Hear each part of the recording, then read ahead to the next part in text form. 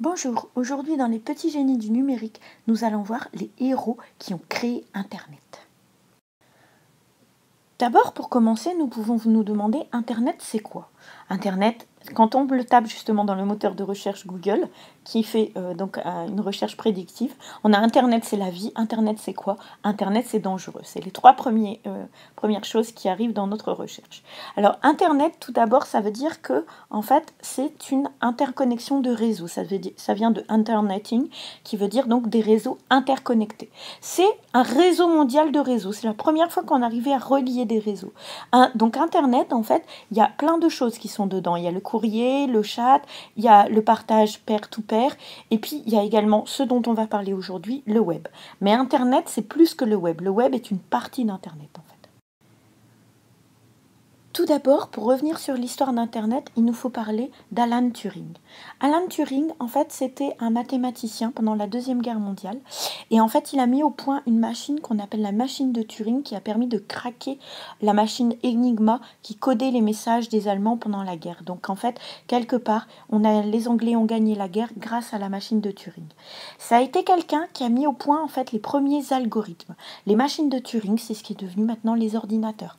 On parle toujours du test de Turing parce qu'en fait, il avait mis au point un test en posant des questions pour déterminer si la personne en face de nous était un être humain ou une machine, s'il y avait une conscience ou pas. Donc tout a commencé avec Alan Turing. Nous voici en 1991. Tim Berners-Lee, qui est un chercheur au CERN, le CERN c'est l'Organisation européenne pour la recherche nucléaire, il essaie de trouver un moyen pour qu'on partage les informations de manière plus simple. Il essaie de trouver un nouveau système de gestion de l'information. Donc en fait, il pense utiliser la plateforme Internet et les liens hypertextes, et en fait c'est lui qui va inventer le World Wide Web. Donc le web tel qu'on le connaît aujourd'hui, c'est-à-dire le web avec les pages internet et les liens hypertextes. Alors au début, en fait, son idée, elle a été perçue comme intrigante, mais on ne s'est pas rendu compte de l'impact que cette idée allait pouvoir avoir. À partir de 1976, un personnage intrigant arrive dans l'informatique. Il s'agit de Steve Jobs, le fondateur d'Apple. Donc en fait, il va vraiment essayer de faire de l'ordinateur un objet qui peut être utilisé, un objet du quotidien, un objet qui doit être dans tous les foyers au même titre qu'un mixeur ou les produits électroménagers. Donc en fait, il va vraiment essayer de démocratiser, de mettre l'ordinateur à la portée de tout le monde. En 1997, il fait des produits, notamment le Macintosh, qui ont un grand impact au niveau du public. Il est toujours en concurrence avec une autre firme en même temps. Au même moment, en 1995, une des firmes les plus importantes sur le marché de l'informatique, ça va être Microsoft. Donc Microsoft, c'est la firme de Bill Gates en fait. Bill Gates, il est connu parce qu'il a été longtemps l'un des hommes les plus riches de France et Microsoft avait vraiment un monopole au niveau de l'informatique. Ce monopole, il est venu de ce petit logiciel d'Internet Explorer qui a été vendu sur toutes ces machines et qui en fait est un navigateur, c'est-à-dire qui permet d'accéder au web. Et en fait, pendant longtemps, Explorer, ça a été vraiment le navigateur qu'on trouvait sur tous les ordinateurs. Donc, il était quasiment omnipotent dans le monde entier. C'était quasiment un marché unique. En 1998, deux étudiants de Stanford, Larry Page et Sergey Brin, vont en fait découvrir quelque chose qui va changer la face du web. Ce sont les fondateurs de Google.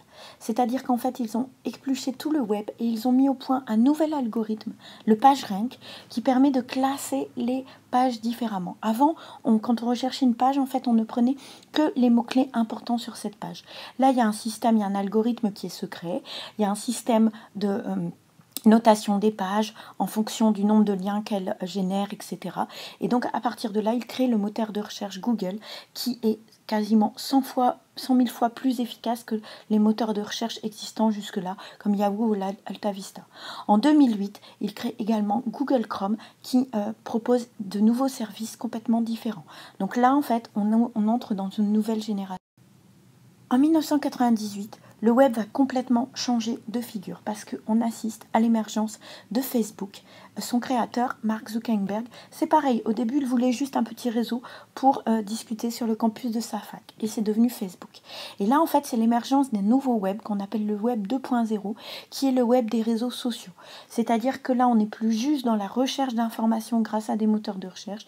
Chaque utilisateur d'Internet du web va devenir un producteur d'informations. Donc là, on a un changement de visage.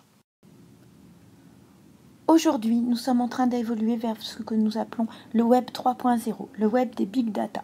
Donc on retrouve les mêmes protagonistes. Nous retrouvons Tim Berners-Lee qui, justement, parle du web sémantique, c'est-à-dire un web des données, un web qui n'est plus seulement sur les données informationnelles, mais justement qui va prendre en compte des données personnelles et des données cachées, on va dire. À partir de toutes les informations, toutes les traces digitales que vous laissez sur Internet, on peut reconstruire un profil.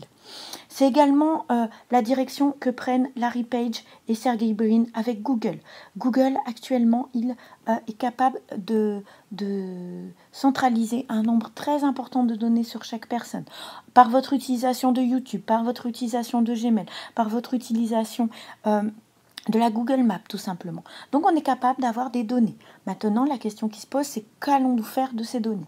C'est ce qui est en train d'émerger, c'est la nouvelle facette du web. L'évolution naturelle qu'on donne pour le web 4.0, ce sera ce qu'on appelle l'Internet des objets, Internet of Things. Donc là, en fait, c'est le monde, justement, des montres connectées, des Google Glass, des Google Car, où les objets, en fait, feront partie de notre quotidien et où ça ne sera plus les gens qui seront dans une logique, ou les utilisateurs qui seront dans une logique où on ira chercher l'information, mais où l'information viendra à nous, où on sera immergé. Donc c'est le web de l'immersion. Donc, avec tout ça, nous sommes parés pour le futur. Voilà, je pense que maintenant vous êtes incollables sur les héros du web. Donc, à bientôt pour de nouvelles aventures sur csilila.com.